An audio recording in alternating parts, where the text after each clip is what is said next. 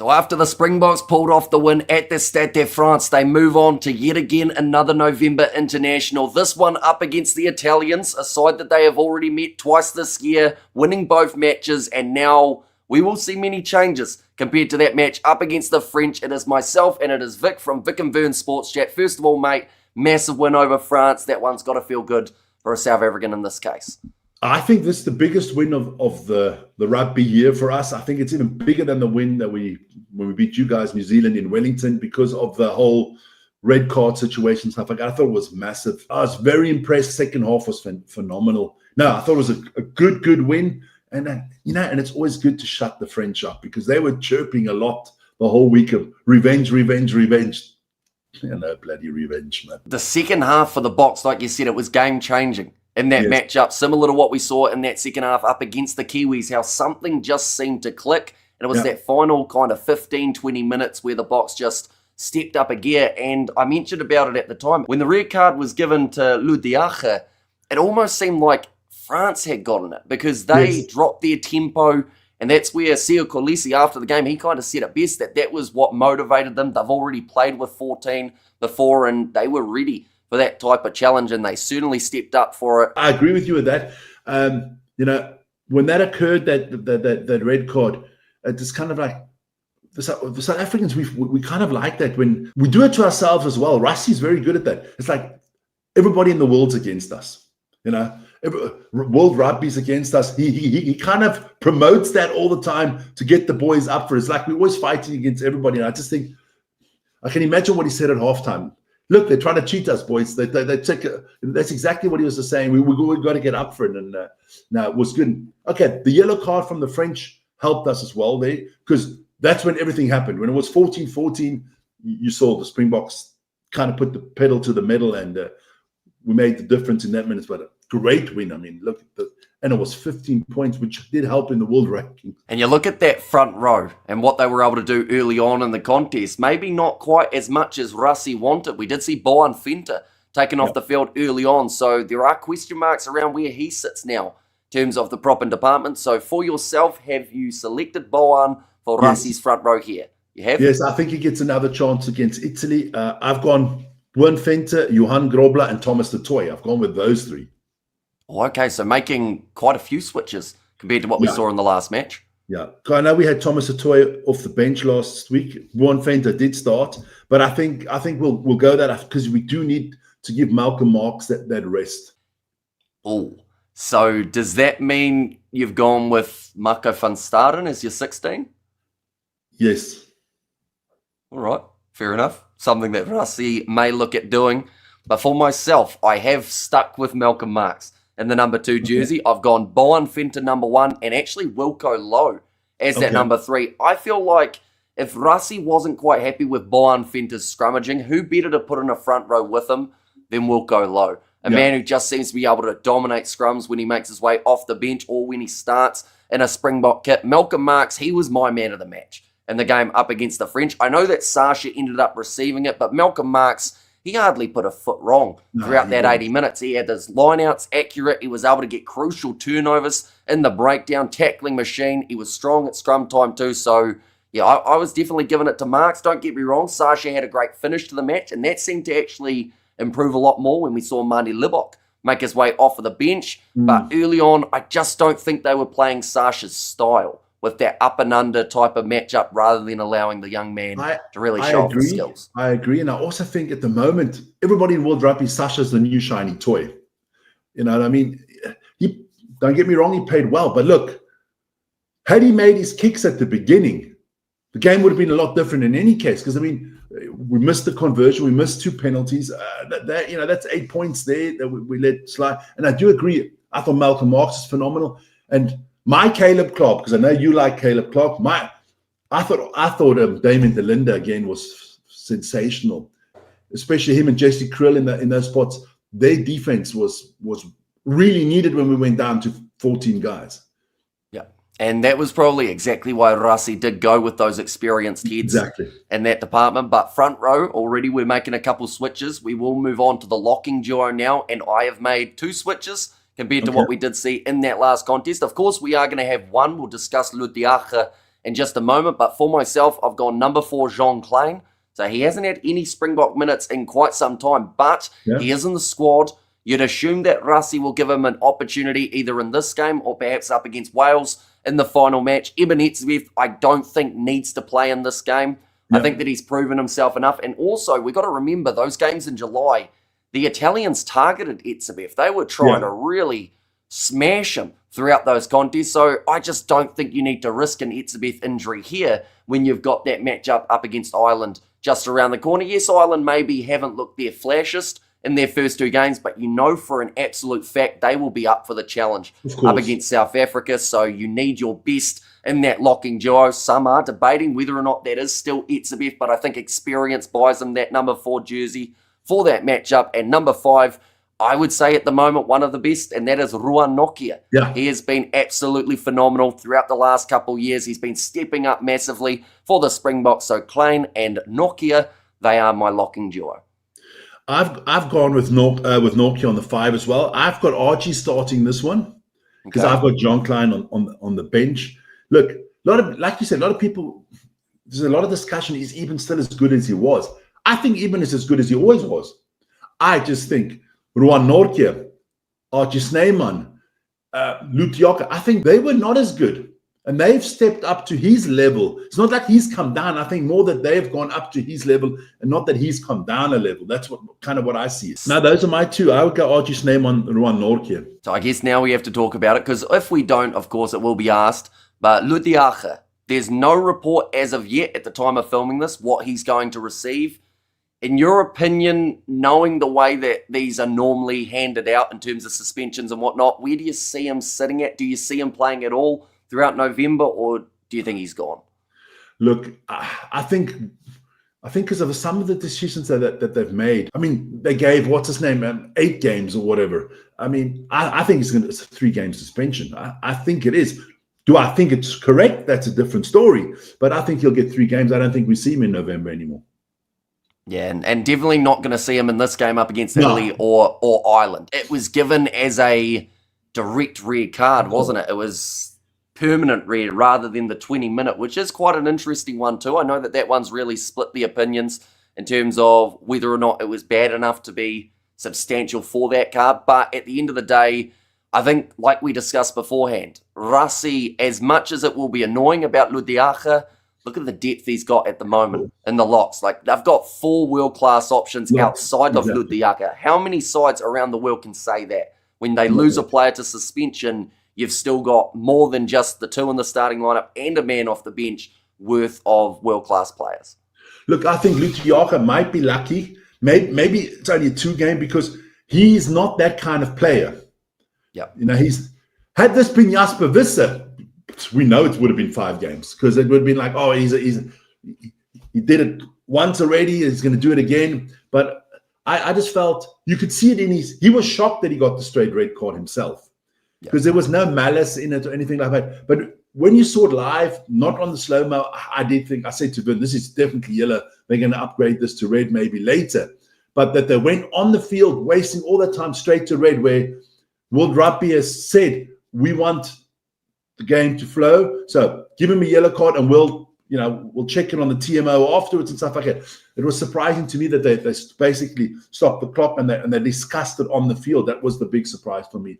And, he's a big man. He tried to get as low as he could. But look, I don't have a problem with it. I mean, we must probably discuss it later with, the French got their yellow card. I think him having a red card for that and the French getting a yellow card for knocking it on there deliberately. I mean, is that fair between that? I mean, that makes no sense to me. The yellow card threshold is for me way too low, and the red card this time as well, way too low. But it's okay. We have enough players. We shouldn't complain. No, still a very stacked squad for Rassie in that regard. But we move on to the loose forward trio now. We did see Sia Kolisi, Peter Steftotoy, and also Jasper Visser for the match up against the French. How many changes have you made for this match up against Italy? I'm going. This is a tough one for me. This is a tough one. This is where I got Franco Mostert on the 7. Okay. Yep. Because we've seen that, and I've got Kwaka playing the the 6. And I'm going with Ben Jason Dixon on the 8. Oh, okay. So making 3 switches Yeah. compared to what we saw last week. Quacker Smith out with the injury for last week, so you're assuming going to be back ready I'm to go? assuming he's back again, yeah. I just thought we got to change it up a little bit because, I mean, okay, it is a week between every game, and it's kind of like a Rugby World Cup where you also have a week almost between every game. But I do think Rassie's famous for wanting to give people a chance. And I mean, why take all these players with you if you're not going to use them? I mean, we're not going to just use them all at the end of the November to play against Wales. I mean, yeah, and as we can see, Wales. I mean, we could send a high school team to play against Wales. So play them now. Give them a little bit of support. The poor Welsh, going through a hard patch at the moment, and you're just digging that knife in that little bit further. But I have also made quite a few switches in the loose forward trio. I've gone number 6, Mako van Staden. Now, taking Sio Kolisi out of this lineup is, I think, something that the Springboks may do, but I don't think it's one of those ones that there's any reason that they have to, if that makes sense. Like, Sio Kolisi would play very well up against the Italians here, although he did not play up against them in July. He actually missed both matches up against the Italians, but you also know that for that leadership and the way that Sio Kolisi plays, you want him out there on the field 100% up against the Irish. So similar to Eben Etzebeth, I don't think there's any need to risk him here. Yes, Italy got themselves that massive win over the Australians in the last round of the November internationals, but I think you stick a Springbok side in front of them and they will once again struggle a little bit more. So Mako van Staden, he is a player at the moment that a lot of people are 50-50 on, but it would be great to know that they've got a great 6 option as a backup if there was some sort of injury. For Sio Kolisi, number 7, I have gone with Franco Mostert. Like you said, he's played 7 before, and he actually has done pretty decently in that regard. Now, I was considering Ben Jason Dixon for that 7 jersey in this contest, and perhaps looking at Franco Mostert as the option off of the bench, but instead decided that Mostert, due to how he played up against Japan, I'll give him another run in this case. And then number 8, Jasper Wiese. I'm going with him again. It's risky because, of course, he has history with the Italians. We've got to remember that is the side that he decided to give the flying old headbutt to the Italian prop. But I think that Wiese, for me at the moment, unless they go Quacker Smith in that number 8 jersey, I'm not sure whether they'd take that risk of going Ben Jason Dixon just purely because of the lack of minutes that he has had as of late. This is where you actually do need someone like an Evan Ruiz or a Jano Augustus if he wasn't injured on standby. Would have been the perfect option. Or our boy, Vincent Tachuka, in that number 8 jersey, perhaps. I'm so disappointed that he's not getting more minutes because he played so well in those July internationals there. I thought, wow, we've got a new star coming up. I think, somebody that can really back up. And then all of a sudden, bam, he disappeared. I mean, unbelievable. And the thing is, he's still playing very well for the Sharks as well. Very well. You're sticking him, he's been in about 4 different positions for the Sharks throughout this URC season, and he scored in 3 of them. So it's very good news for the loose forward stocks. The kind of player stocks. that Rassie likes. Versatile, very versatile. You would expect that to be exactly Rassie's style, this hybrid, versatile player, but not in the reckoning at the moment. Hopefully one day. I think that we'll see him before that World Cup once again getting a decent kind of run. But of course, then you've got all those injury returns that are happening just around the corner as well. Yeah. But jumping into the 9 and 10 combination, this is where once again it is very tricky to know what direction Rassie's going to go in. Last match, it was Kobus Reinach alongside Sasha Feinberg and Ngume Zulu. I'm anticipating 2 changes here up against the Italians. I've got number 9, Grant Williams, number 10, Mani Libok. Now, I was extremely tempted to go with the combination of Morne van den Berg and Andre Pollard, purely because of the fact that they were actually the duo that started up against the Italians in the first test of July, but this was the combination that started in the second match up against Italy, the 45-0 victory for the Springboks. Grant Williams, great off the bench yet again. Mani Libok, he has shown his world-class skills at the moment, and the fact that he kind of helped Sasha come alive in the later stages of the game. It seemed like once Mani Libok was on the field, the game plan and the tactics all changed, and they went to that style of rugby that we've seen from South Africa throughout the Rugby Championship that got them over 100 points from 2 different matches. That was the style of rugby that was going to beat the French, and in the end, that was the style that did. They had to go aggressive on attack, and that's exactly what they were able to do. No, that high-risk rugby is working for us at the moment. You're going to have a game where it backfires. It's not every game is going to work out. But no, I've gone also Grant Williams at the 9, definitely. I think he'll start. I've got the backup. I've got Morne van der Berg as my backup. And I've gone Andre Pollard. I've got Pollard in there. I'm trying to appease all the people that were majorly upset because Pollard wasn't in the game against the French. I think Pollard will be in, but I don't have a problem with Marnie starting. But I don't think we see Sasha at all. I don't have him on the bench or anywhere. I think the kid needs a break. So I'm going Grant Williams, Andre Pollard against the Italians. The Italians do play a very brutal style of rugby. They like those hard tackles. Like you said, in the summer, we saw they were targeting Eben. I think there was I don't know, maybe they had a bet going on in the changing rooms who could knock Eben out the quickest. And we got a lot of penalties off that. So I think that's where Pollard starting with his good kicking, I think that could help us out. I can see us scoring a lot of penalties at the beginning against Italy. So I'm going Grant Williams, Andre Pollard. And it's once again that scenario, isn't it? Similar to the locks. How many sides can say that their third choice per se at this current point in time, a player the quality of Andre Pollard? You're getting yourself into trouble here. You're getting yourself into trouble. I had to word it carefully because I could hear the comments getting typed out as I was talking. But Andre Pollard, South Africa's third best kicker. Hamish. Oh, I never said anything about the kicking, but just more so Rassie's rankings at the moment. But how does Rassie squeeze him in? That's the thing. You'd think that he was a given in the game up against Ireland, or at least you would have before the Rugby Championship, and even partly of the way through. But I think that Manie Libbok has had such a resurgence in his career in just the last 12 months because he was the guy that a lot of people were saying the Springboks can't move forward. Yeah, they were saying they can't move forward with him as a 10 option. But now he's almost earned people's respect. It's similar to what we saw about 3 or so years ago with Jesse Kriel. I don't know whether or not you remember the era where Kriel was just getting absolutely brutalized by the public. Yeah. Like our comment sections, I still sometimes go back and go, wow, that's worse than I remember it because no one wanted to see Kriel anywhere near that 13 jersey. They didn't want to see him near a Springbok kit. See, that's the difference. All these people, if it's Pollard now, if it's Kriel before, you're all not Rassie. You're all not worthy. He's the guru. He knows what he's doing. I mean, we've got this coach that has done everything right? Brought us 2 world championships in a row, everything. Let's just trust the guy. I mean, it might 2027, all of a sudden Pollard might start every game again. You never know with Rassie. But no, I just think we're talking about Marnie. I just think Marnie, I mean, his surname, Libbok. A lot of people in South Africa, there's this word we say, Marnie Lef, which is, if you can imagine what that means in English. I know what that means in English, yeah. There you go. And does that mean I'm going to have to censor it? And all the people were a lot of people were saying it's Marnie the whatever.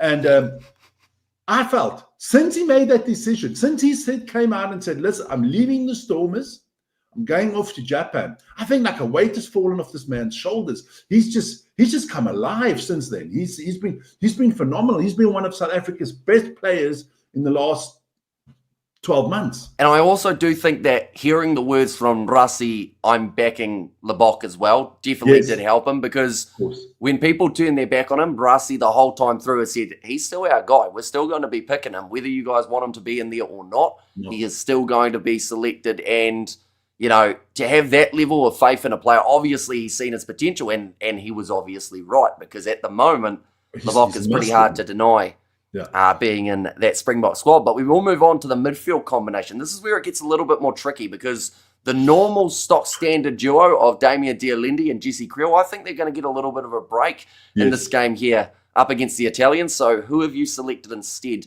for the 12 and 13? I'm giving my man Delinda a break. I've got Esterhazen on the 12. And I'm keeping Jesse Kriel in the side on the 13. Okay.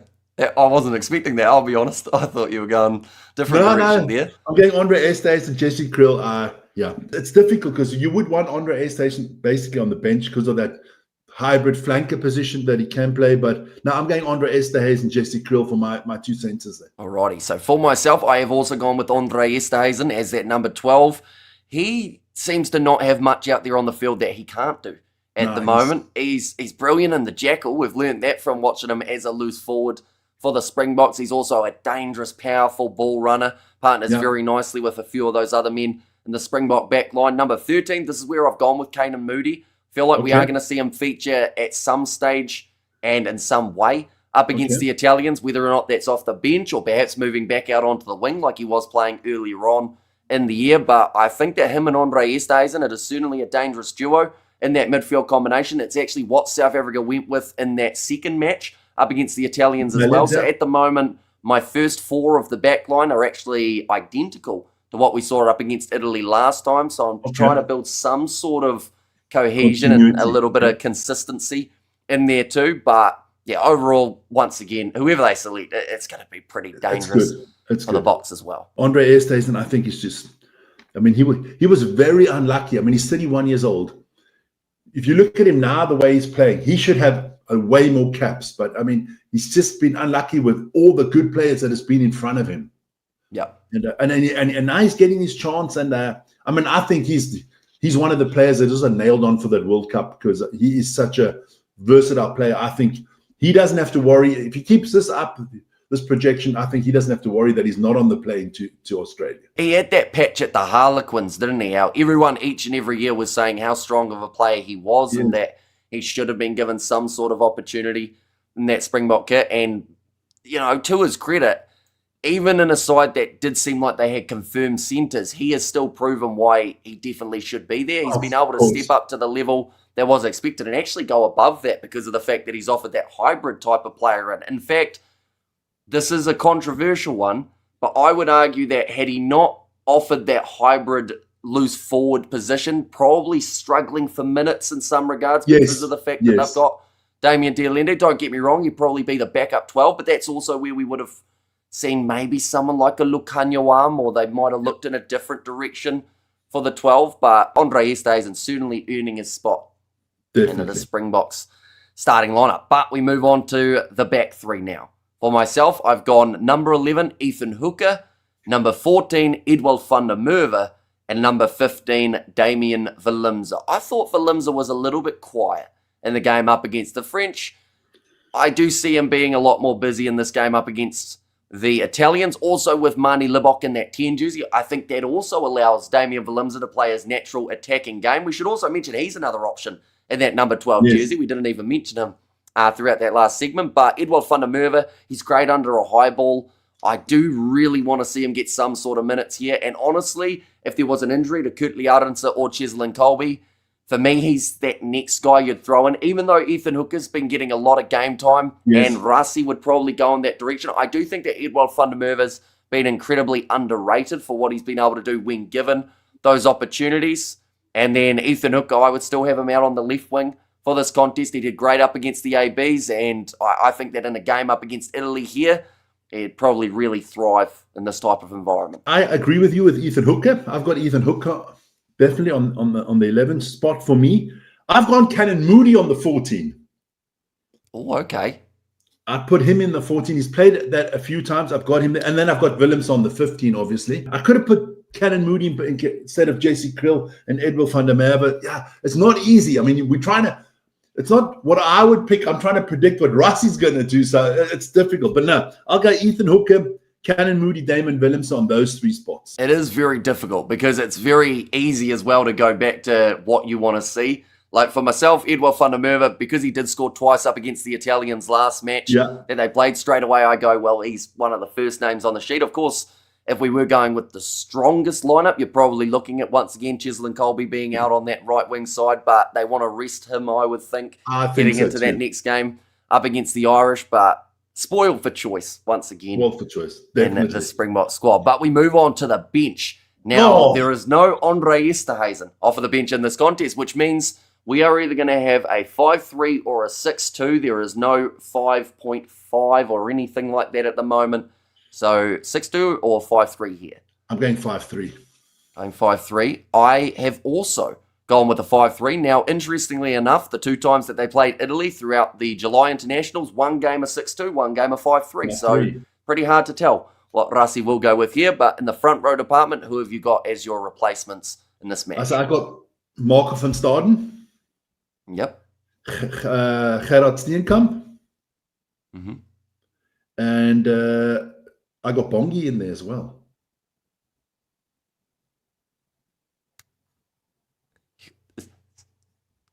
You got Bongi as your number 18?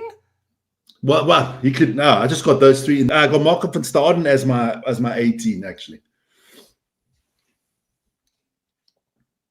Are you sure? Yeah, I'm sure. I'm telling you, that is going to be that sounds crazy, but watch something like that's going to happen. Okay, fair enough. Because Johan Grobler, Thomas Atoy, Boone Venter, those are the 3 I've got starting. I think you can change that around. I think he's going to try to get Bongi in there somewhere. A lot of people would have said, "Nah, you got to put in Nabalakane in there as well."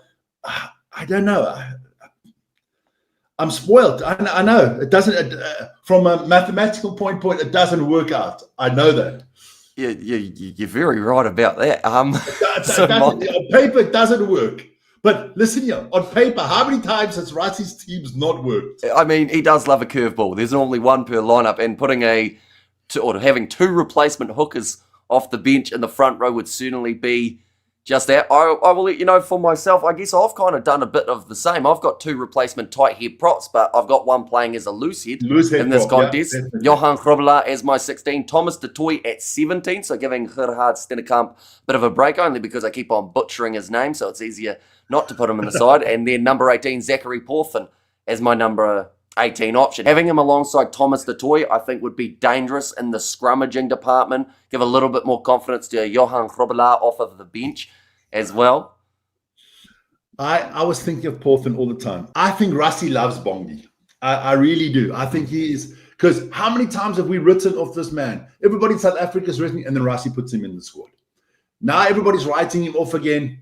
Wouldn't surprise me if he doesn't put him back in the squad. That's why I've got 3 hookers playing basically out of the 23. But I'm sticking with it. And then the comments can ridicule me. Don't worry. We'll see on Thursday. Because last week, I can tell you now, we actually both didn't do that bad last week. It's true. We got close. We both got 19 players right. Probably that's got to be close to our best. That's that kind of a record for us, I think. Yeah. And so let's see. If we get close to 19 again, I think we'll be all right. But Bongi, he did play well up against the New Zealand 15 in terms of that side of things. And I don't know if he's been announced as an actual member of the squad or whether that was just rumoured that he was going to be the one replacing Jan-Hendrik Wessels. Yeah. Because we did see Clubber Kanye come in for Oxenshire. That was the other change. And he is another guy that they may look at as an 18 option just because of that pure size going head-to-head up against the Italians. But we will move on to the other replacement forwards. For myself, number 19, Arge Snyman. I told you just before we started recording, I made a change. My change was I did have Eben Etzebeth in that number 19 jersey initially, but then the switch that I've made now is Arge Snyman back in that position. I just feel like Snyman's been so strong, and Etzebeth, if you're not going to be starting him, you may as well not have him in the 23. You're better off fully resting that guy, giving him the chance up against the Irish next week instead. And then number 20, this is where I've gone with Ben Jason Dixon. So again, he is in the squad. You would think he'd get some sort of minutes, and in this type of matchup up against the Azuri, you'd think that this is the type of game that he'd get the crack. I've gone Jean Klein and Jasper Visser. Even that's a little bit of a curveball, but because of your last one, that sounds pretty timid, doesn't it? No, because look, obviously I need one lock replacement. So I've got Jean Klein, because I know you got him in the starting lineup and you got Archie on the bench. I've gone the other way around. And I've started Ben Jason Dixon. I think Jasper Visser, he's also a little bit of a flexible player as well. So I've got him covering basically all the loose forwards. I've got him covering that spot, because I've got another curveball at further on, because I still think Esterhuizen can also still cover in that position. Yeah, there is that versatility there. Jasper Visser, you could chuck him in at 8, and then from there, Ben Jason Dixon can go to 6 or 7. You've got Mostert, who can cover in your locking duos. So, yeah, you're pretty well stacked in that department. But we move on to the back replacements now. Where is this next curveball? Which jersey are we talking about? So, well, I got Morne van der Berg on the bench. Okay. I've got Manie Lebok. And I've got Edwin van der Merwe. Those are my three. Like I said, if something happens in the loose forward department, move Esterhuizen out there. I can put Edwin van der Merwe in the Esterhuizen spot, not a problem. I can put Morne van der Berg on the 9. I can move Grant Williams to one of the wing positions. He played that on. So yeah, I've got a little bit of. I'm trying to be as flexible as I can. I'm trying to be Rassie 2.0 here. And I think Manie Lebok is definitely. He's become our Damian McKenzie off the bench as well. Very much an impact player, doing really well.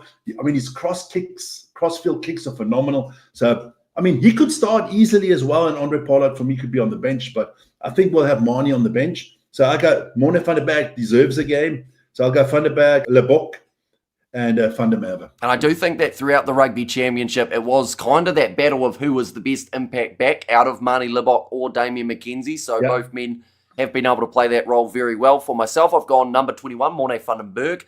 Number 22, this is where I have got Andre Pollard. So like you said, it could be the other way around, but I do like the idea of Pollard making his way off the bench, maybe for about the last 30 minutes of this contest. Give him some decent game time late up against the Italians when they are starting to slow down, just because that will also build up his confidence a little bit. It sounds weird to say with a player of the caliber of Pollard, but because of the other two doing so well in that turn jersey, I feel like Pollard, he still needs to have that little bit of confidence in his own attacking ability. Pretty much like everywhere they've been saying he's no longer that much of an attacking threat. Instead, it's the other two are the shiny ones who are going to get all the tries, whereas Pollard's it's bad to say, but people have just summarized him as the boring fly half, which I think that doesn't describe Andre Pollard. I know it's not nice, is it? But that seems to be what people are trying to label him as when, you know, you look through at what he's been able to do throughout his career, and he has got that attacking skill. And up against a side like Italy, I do feel like maybe that is where we will see those cross kicks, those few big cutout pass moments for Andre Pollard to help prove the naysayers wrong. I mean, I was thinking back, and I mean, let's not forget, let's go back to the World Cup, what this man did. Finals, semi-finals, quarterfinals, 100% kicking. Didn't miss a kick in 3 games. We won every game with 1 point. Me personally, I think, look, we don't know. Obviously, you don't know what's going on in the background. I think Rassie and Pollard have sat down together and he's explained exactly what his plan is. And his plan is definitely Pollard is still in his plan. Because if I'm going into a World Cup final, Pollard's on the bench, 100%. I don't need to start him, but I need that man in my team, because if there's anybody, 1 minute to go, we're down by 2 points against New Zealand in the final, and there's a kick from the halfway line. Is there anybody in the world rugby that you would say, would you want Feinberg taking that kick, or would you want Lebok taking that kick? No. There's where you want Pollard taking that kick in the last second, and that's where I got to build the repertoire back up of Andre Pollard. Yeah, otherwise I'm going to get hammered. No, but he's the guy you want for those. If your life depended on one kick, and you're a South African, and your life depended on one kick, and you have to choose a fly half to kick it, I think 99% of all South Africans would say Andre Pollard. So, that's for me, definitely Pollard. Yeah. Yeah. And the thing is, Andre Pollard, you know, it's being said a lot that him being out of the side is a bad thing. He's probably quite enjoying it, to be fair. You know, like getting a rest on the body, enjoying a little bit of off time. He's recently had a baby. So, you know, that man's probably living his best life, enjoying just traveling with the side and not having that stress. He looks relaxed. He looks relaxed. He looked about as calm as anyone in that matchup against France on the sideline. He looked like he was having his best time ever. And that tells me that the discussion with Rassie, it's all part of the plan. That, you know, it's not like a player that, oh, damn it, I'm not playing him on the bench, I'm upset. He doesn't look like that. It looks like, I know exactly what the plan is. Coach has told me, we're going to play these kids now. We've got to give them, we'll be building them up for the World Cup, but I'm still his main man if it comes down to that big kick and stuff like that. Because, look, what are the chances that all 3 are going to be 100% healthy come World Cup? Yeah, I don't know. So, and Pollard also is in that 31-year-old age where a little bit less rugby is not that bad for him as well, you know? Yeah, it's actually a luxury in some regards for international rugby, the fact that you can have a classy player that can be rested in these type of matches and you still get victories. That's the big one. Had they lost to France, there would have been a lot of criticism. But because they still won comfortably, you can get away with Pollard having the occasional spell. You can't doubt Rassie's decisions. I mean, we beat France by 15 in their own stadium, a man down. I mean, how can you even? How can the discussion be he should have played him? No, he shouldn't have. He did the exact team was the perfect team that he played. He did everything right. At the end of the day, you win, you're right. You lose, you're going to get criticized. That's just the way sports goes. And I should mention number 23. Haven't actually said him yet. Kurtley Arendse is the last man in my 23-man side. Okay. Yeah, a little bit of a curveball. He does offer you the cover. I wanted to go with Cheslin Colby, but I thought off the bench, they probably wouldn't do that. So instead, I've got Arendse there, like, covering the wings. He can actually go into fullback if needed. You've got Damian Valimza, who can move into 12 if Andre Esterhuizen's injured. You've got Kanan Moody, who can go out on the other wing if there's another injury there. Like, you've got so many switches that can happen, so it's all down to that versatility that was mentioned before. So I think that Morne van den Berg, Handré Pollard, and Kurtley Arendse not be a bad combination there for off of the bench. But those are our 23-man sides. The face-off against the Italians. Now, we have to wait a little while because this side is going to be announced at a similar time to what we did see for the French announcement, and that is going to be Thursday, South African time, I believe 1:45 p.m. in the afternoon. That's just after midnight for us here in New Zealand. We'll be keeping a close eye on it because, of course, this is going to be an interesting one. Any last-minute switches you want to make, or are you happy? No, I'm staying with my 3 hookers. And for all Americans out there, because we have a lot of Americans on our channel, hookers are not prostitutes. They are positioned in rugby, just to let you know that. It's, no, I'm going with my 3 hookers because I think that's the curveball. And if that happens, I'll be on here next week, and then I'll let them know that I got it right. But most probably not. All I'm going to say is if that happens, people are going to think there's a leak of some sort because there is no way that anyone else who has done a lineup prediction has gone with that. Look, I've always made the joke on our channel. Sometimes I pick up my phone when the game's going on and something's not right. I pick up the phone and I say, look, I've got Rassie on speed dial, right? And I always make a joke. I've got Rassie on the phone. Rassie, make this change. And last time I said that, and he did make that change. The people are like, oh, you got Rassie on speed dial. I'm like, no, yeah, you're just going to pick up my phone during the game. No. But if that happens, it would be quite cool, wouldn't it?